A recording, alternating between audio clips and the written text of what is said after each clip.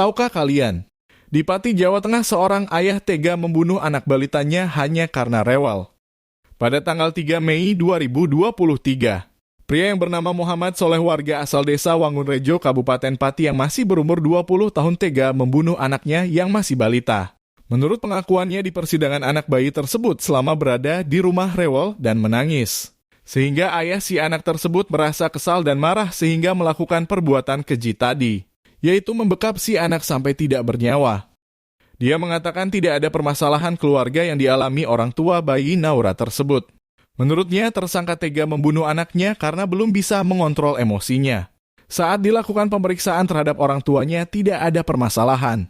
Karena sang ayah berusia muda masih 20 tahun sehingga emosi belum bisa terkendalikan mendengar anaknya yang rewel dan menangis. Dan akhirnya emosi dan melakukan pembunuhan dengan cara yang sangat keji. Dia mengatakan pembunuhan itu dilakukan Soleh tanpa rencana. Tersangka membekap anaknya karena emosional kedua anaknya rewel dan menangis. Sedangkan ibu bayi sibuk bekerja berjualan es di pasar.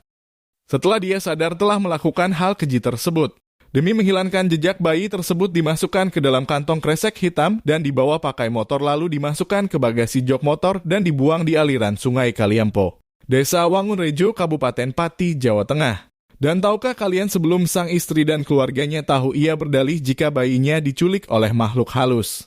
Ia pun dengan sang istri melakukan suatu ritual mensucikan rumah dengan berharap sang balita tercinta tersebut segera kembali. Jadi di sini kesimpulannya, jangan pernah mengikuti nafsu yang akan membuat kita menyesal seumur hidup kita. Karena bagaimanapun juga seorang anak adalah suatu anugerah, suatu rezeki bagi kita yang perlu kita jaga. Ngomong-ngomong, kasihan juga ya hantunya kena fitnah, hehe. Dan inilah video sandiwara sang ayah.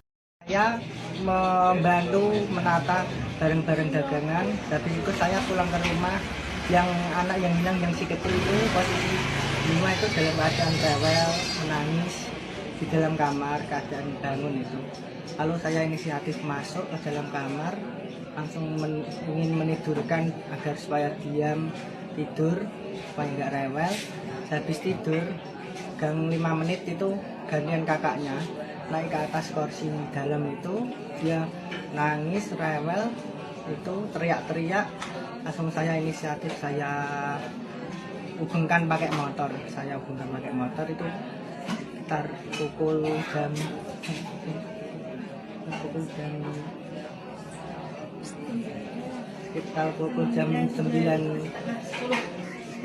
jam setengah 10, 9.30. Saya menidurkan anak saya yang pertama itu naik motor melewati jalan raya sini Sudirman itu sampai ke Jalan Joyokusumo, mentok Rito sampai ke Wungu. Saya masuk jalan desa dan saya posisi di dalam desa itu kehujanan, hujan deras. Saya meneduh di sebuah masjid. Lalu saya menunggu sehingga selama 20 hingga 25 menit sampai hujan reda. Saya terus meneruskan perjalanan pulang sampai rumah itu jam 12.15 atau sampai jam setengah 1. Waktu itu sudah kondisi bayi sudah tidak ada ya? Ya, sudah tidak ada. Kondisi bayi sudah tidak ada. Ini sering ditinggal, Mas? Kalau ya, biasanya setiap hari gitu? Baru 5 hari ini. 5 hari ini ya. Sering ditinggal di rumah? Iya, sering ditinggal. Tapi nggak apa-apa ya? Iya, nggak apa-apa. Mas, ini kegiatan yang dilaksanakan apa aja Mas untuk pencarian Mas? Ini sedang melakukan doa bersama. Ada yang melakukan ritual tertentu lah untuk supaya ikhtiar kita bisa menemukan anak kita yang kedua yang hilang itu. Semoga kita dipertemukan dengan keadaan sehat, selamat. Amin. Nama lengkap Mas? Tadi lupa. Nama lengkap anak saya Mazaya Keira El Naura. Kalau jenengan? Usia 3 bulan. Kalau nama saya sebagai ayah Muhammad Soleh Kasaputra.